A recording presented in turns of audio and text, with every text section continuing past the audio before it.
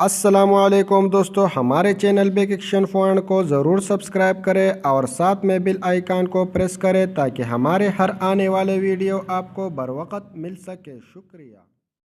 بسم اللہ الرحمن الرحیم۔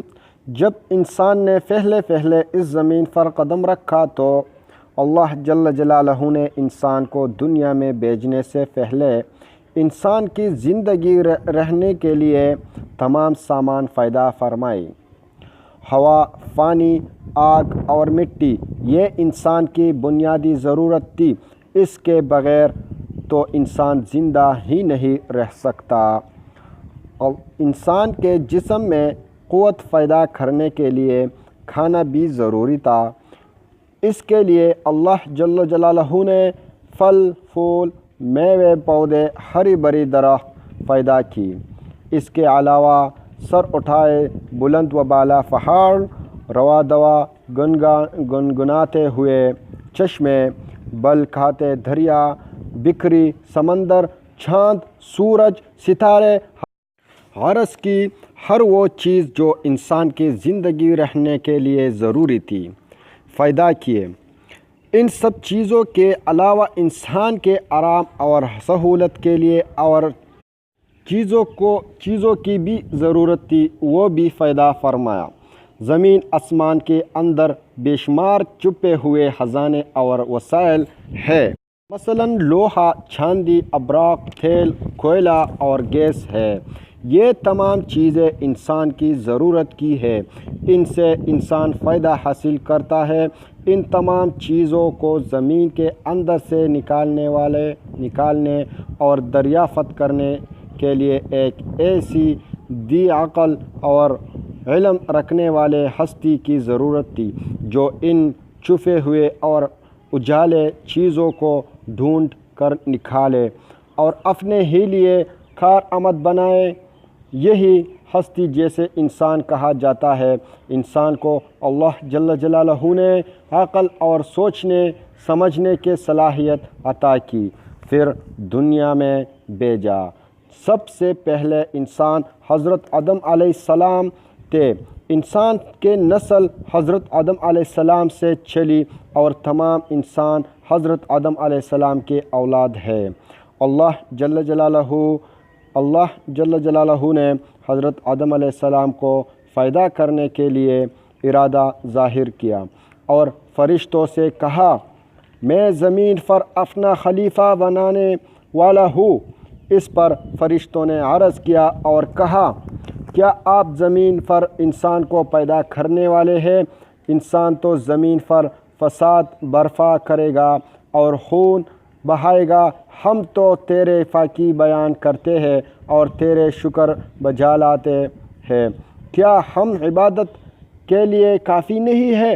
اللہ نے فرمایا، جو میں جانتا ہوں وہ تم نہیں جانتے۔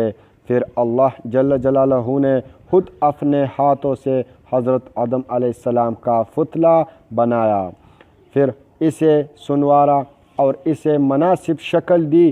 اس کے جسم کا ہر حصہ خوبصورتی کے ساتھ بنایا۔ پھر اس مٹی کے پتلے میں اللہ نے اپنی روح پھونکی۔ پھر اللہ جل جلالہ نے فرشتوں سے پوچھا کہ چیزوں کا نام بتاؤ اگر تم سچے ہو۔ فرشتوں نے جواب دیا، ہم نہیں جانتے، سب سے زیادہ تو آپ جاننے والے ہیں۔ ہم کو تو بس اتنا ہی علم ہے جو آپ نے ہم کو سکھایا ہے۔ آپ بڑے علم اور بابرکت والے ہیں۔ اللہ جل جلالہ نے آدم علیہ السلام سے کہا، اے آدم، ان فرشتوں کو ان چیزوں کے نام بتاؤ۔ اللہ جل جلالہ نے آدم کو تمام چیزوں کے نام بتا دیے تو آدم علیہ السلام کے علم میں تمام باتیں آ گئی۔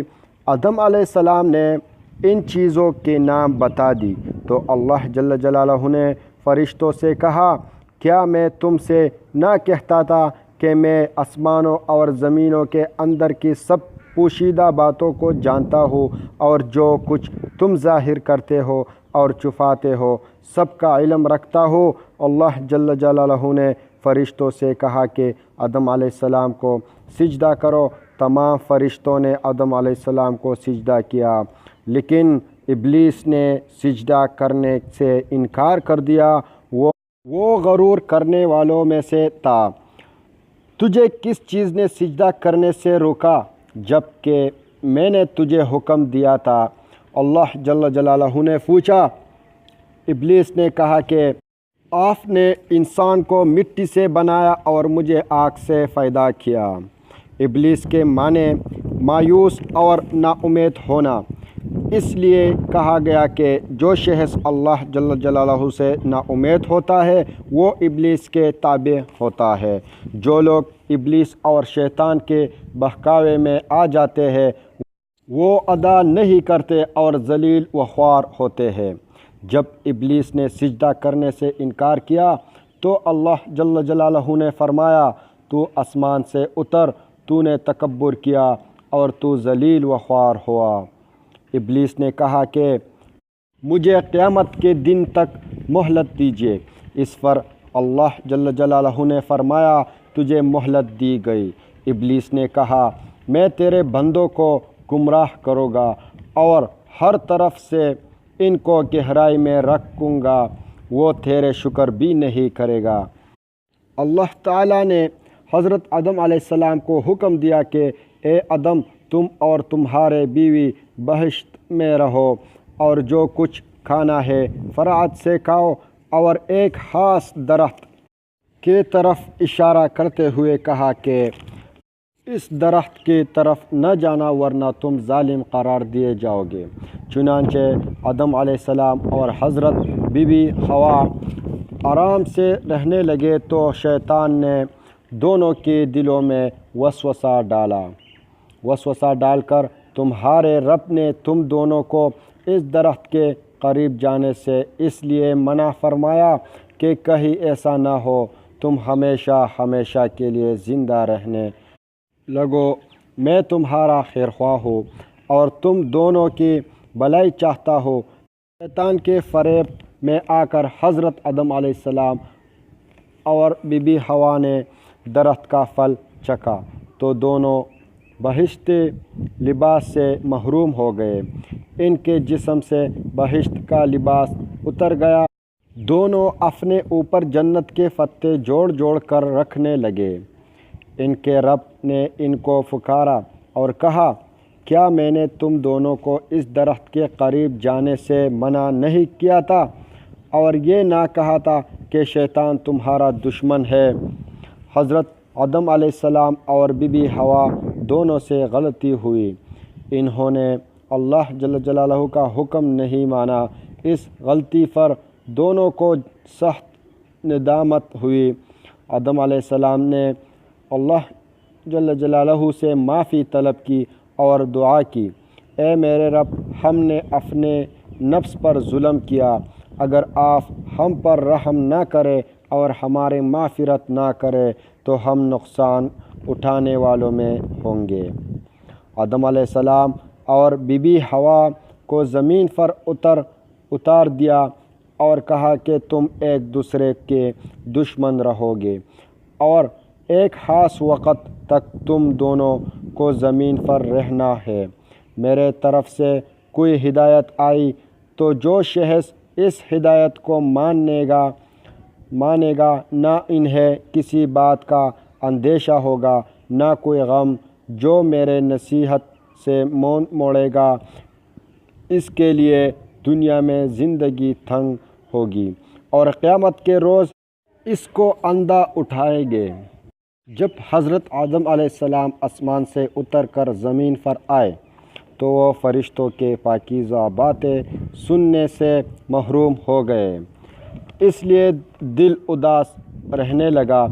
آپ نے اللہ جل جلالہ سے دعا کی اور عرض کیا کہ میں تو فرشتوں کے صحبت سے ہو گیا ہوں۔ اس پر اللہ جل جلالہ نے فرمایا، آپ مکہ معظمہ جائے، وہاں میرا گھر تعمیر کرے، اس کا طواف کرے اور نماز پڑھے۔ چنانچہ آپ علیہ السلام جبرائیل امین کے ساتھ مکہ معظمہ گئے، وہاں کعبے کی بنیاد رکھی، نماز پڑھی اور طواف کیا۔